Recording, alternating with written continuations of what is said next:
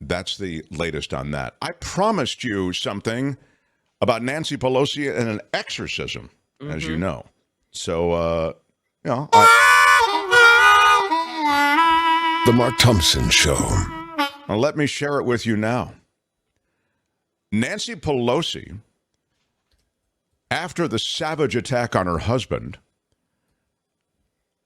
tried to get rid of evil spirits from her San Francisco townhouse, it's reported. The former House Speaker and her daughter Alexandra, they report, sat down with the New York Times and made a stunning admission about holding their own private exorcism. What? So Thank weird. you.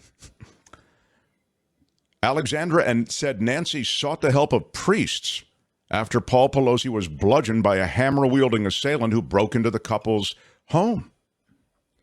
I think that weighed really heavy on her soul, Nancy Pelosi's daughter Alexandra said. I think it really broke her.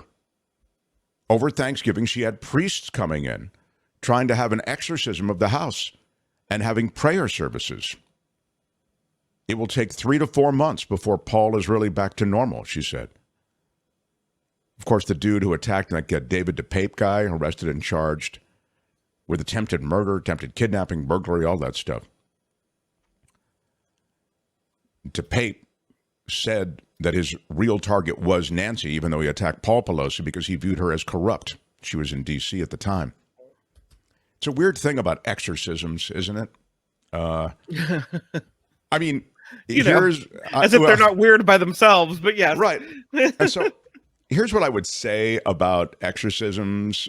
And I think if you buy into religion and religious doctrine and religious ritual, okay, then you can't laugh at this kind of thing. I mean, I know many of you are thinking, oh my God, how ridiculous. Are you kidding me? You bring a bunch of priests in, you sprinkle some holy water, you say a bunch of crap that they got out of it, and you think that that makes things better and gets rid of evil spirits? On the other hand, and I know you're not expecting probably to hear this from me, I think if you are someone who puts faith in that ritual, right, then you are soothed by that ritual that I just described. You buy those people who are dressed in the, is it the vestments? Is that the word? And the things that you associate with a holiness, with a spiritual connection that you feel may help you. And as a result, you are soothed by it. And maybe, when you have people wandering around your house with burning sage and chanting things, you feel like the bad juju is gone. They're clearing out the bad juju from your air. So that's okay. Right. That's exactly my point. Yeah. Did I ever tell you the story about doing a podcast? I was doing a podcast. Vestiments is dingable, by the way. No, Vestiments is dingable. Yeah. Thank you. I was doing a podcast, and I remember it was an important guest. I forget who the guest was.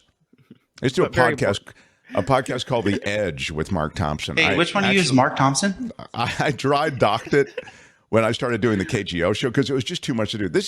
These shows are not easy. You have to think about your show all the time and what you could do and what you can run. I want to share, but I can't do that, and copyright strikes and all the rest. And you have to worry about some of that same stuff, and you have to line up guests, and you have to work their schedule, et cetera. So I forgot about the podcast after I it's still up there, The Edge, if you want to listen to some of the old conversations. But they've got some good guests. But anyway, I was doing one conversation with a really important guest, Kim. And I'm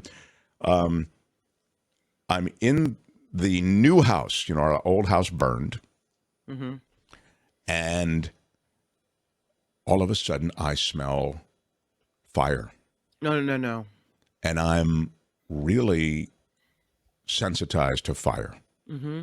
As you can imagine, we all are. I mean, we have a fireplace. We don't even ever light it. I mean, it's kind of weird how we just are really, But anyway, I know. First, I think it's in my head, and I have this conversation going on with this guest, and I've had to research the guest and read the book or whatever it was, and it starts getting thicker. The smell. I didn't see any smoke or anything, but I'm thinking, well, I'm in a closed room. I don't know if the place is ablaze out there. So while the person is speaking, I run. It was kind of a longer response. I take off the headphones. I run into the hallway where now I smell the smoke a lot. And I get into the living room where it's really a big smell, but not smoky again. Mm-hmm.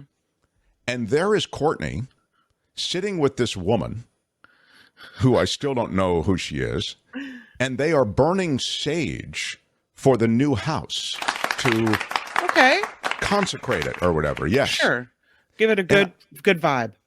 And so I run back into the studio now and I finish the interview. And then after that, I go back out there and I go, can we make an agreement that when we're going to do the various sacraments or the burning of the sage or whatever it is, that we tell the other person? Right. Because my heart was beating through my chest thinking the house is on fire again. Yeah. Right. So can they do an exorcism on San Francisco? How dare you, John? How dare you? Whenever I'm involved in an exorcism, I always include the New York Times, says Buck. Right. Well, they were just they were relating how traumatic it was. So traumatic that Nancy called in the holy men. Yeah. Anyway, so. Hi, it's Mark, and I thought that was great. Hit the notification bell. You'll know whenever there's a new video being dropped, and please subscribe to our channel to help us save the universe.